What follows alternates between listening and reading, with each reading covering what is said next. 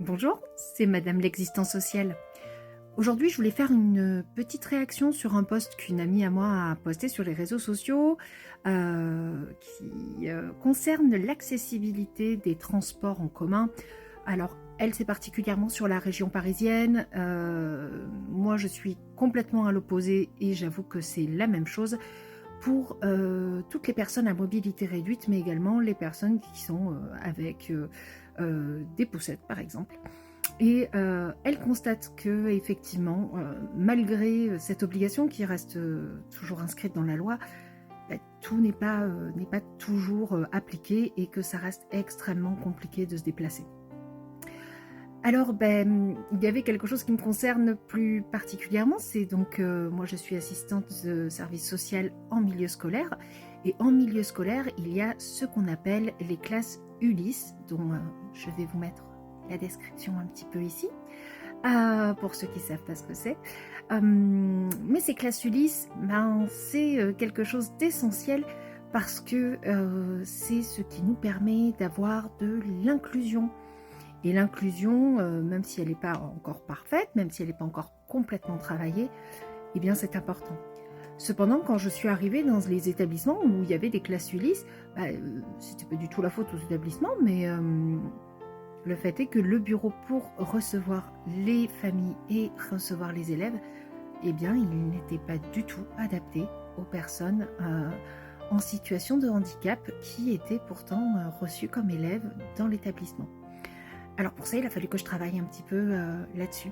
Donc je travaille avec des classes Ulysse qui sont pour certaines principalement sur du moteur, pour d'autres ça va être principalement tourné autour du trouble du comportement ou de la déficience intellectuelle moyenne.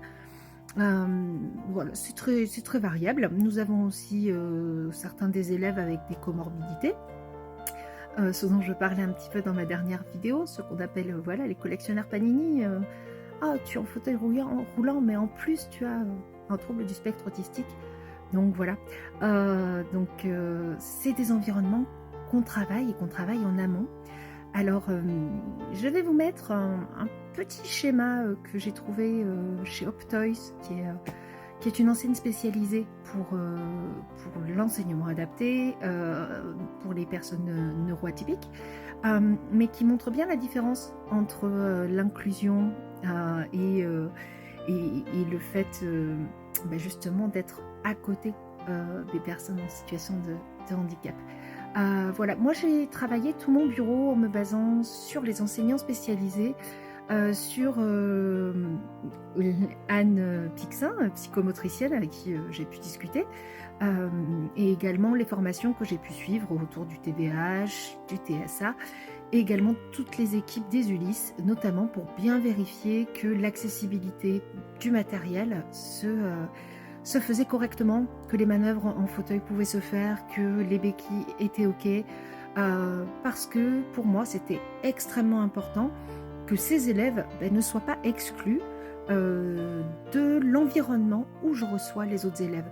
Parce que bien sûr que je peux me déplacer pour les voir, c'est pas du tout un souci. Mais je crois que c'est important qu'ils puissent être reçus comme tout le monde. Parce que pour moi, c'est ça l'inclusion. C'est qu'ils aient les mêmes droits et les mêmes possibilités que tout le monde. Donc voilà, j'ai retravaillé, j'ai pris mes petits bras, j'ai bougé les chaises, j'ai bougé les tables, j'ai vérifié les axes avec les portes, j'ai mesuré pour voir si tout était OK. J'ai eu de la chance, les portes étaient assez grandes, ça aurait pu ne pas être le cas, j'aurais dû travailler autrement. J'ai bougé. Il y a eu quelques élèves qui ont bien voulu faire les élèves testeurs, et ça c'est super. Et je voulais les remercier d'ailleurs. Et au moins sur... ouais, je peux dire que sur les 2 établissements principaux, tout a été vraiment fait pour que les types de handicap moteur soient bien pris en charge.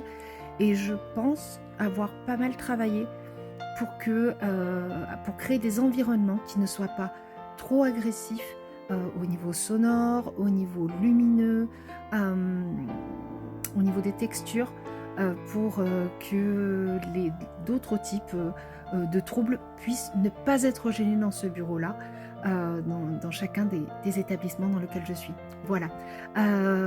Donc ça, c'était ma petite contribution sur l'inclusion et le fait que, oui, c'est parce qu'on y pense qu'à un moment donné, on met les choses en place et sûrement pas parce que c'est obligé. C'est un petit peu au pied du mur, on voit mieux le mur. Et là, je pense que c'est important que tout le monde se retrouve un petit peu au pied du mur et se demande comment on adapte chacun notre environnement pour être le plus inclusif possible pour à peu près toutes les personnes qui nous entourent. Je vous remercie beaucoup et puis à très bientôt. Bye!